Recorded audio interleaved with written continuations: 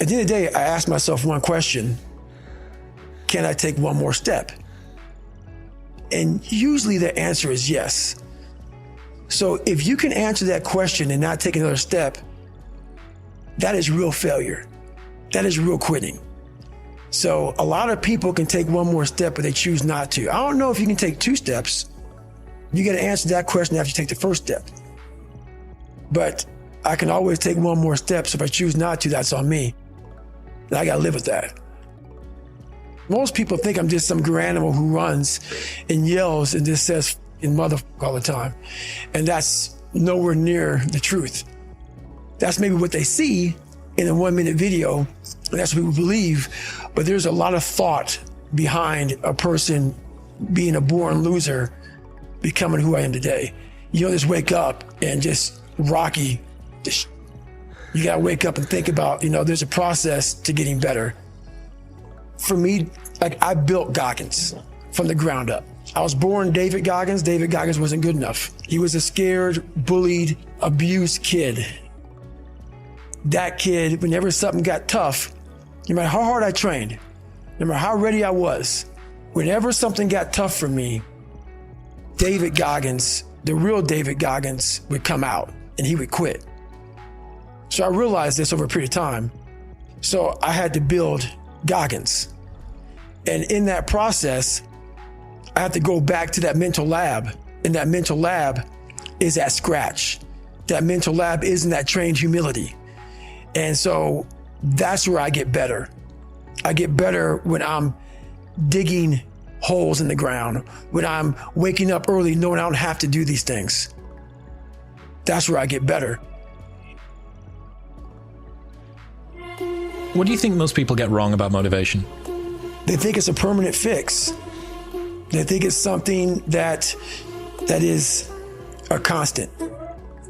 They think that maybe once I get it, I'm gonna hold on to it. Nothing is permanent. Nothing is permanent. And a lot of times you have to learn to perform without motivation. You have to learn to perform without purpose. You have to learn to perform a lot of different things. And that's what people think. They think I need to have this motivation to work out, to study, to be better. So if they don't have it, they just don't do it. And that's where you fail.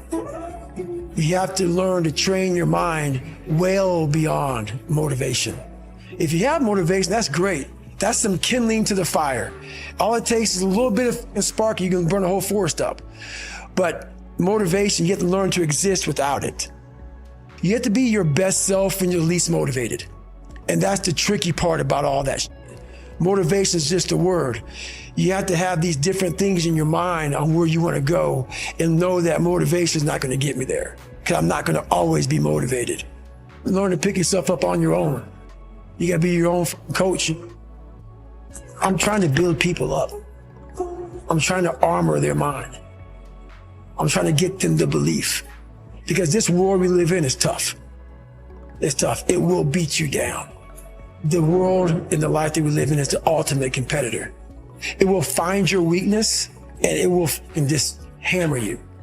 So if I can help you build belief, build confidence to the point where nothing can hurt you because you know exactly who you are. Being ashamed is one of the biggest things that kill people nowadays in their minds, kill them from moving forward. I'm ashamed of myself. Don't ever be ashamed of anything you've done in your life. Face it, fix it, make it better. You have to build a person that can withstand the pressures of whatever they're going to be dealing with in life. I'm not trying to send a message of run 200 miles, be the best motherfucker in the world, but be tough. You better have a part about you that's tough, a part about you that can break down situations and get better. And break down situations very quickly within some trauma in your life, some devastation in your life, because it's going to come. The devastation, the trauma is going to come. And you can't allow that to become a Jersey barrier.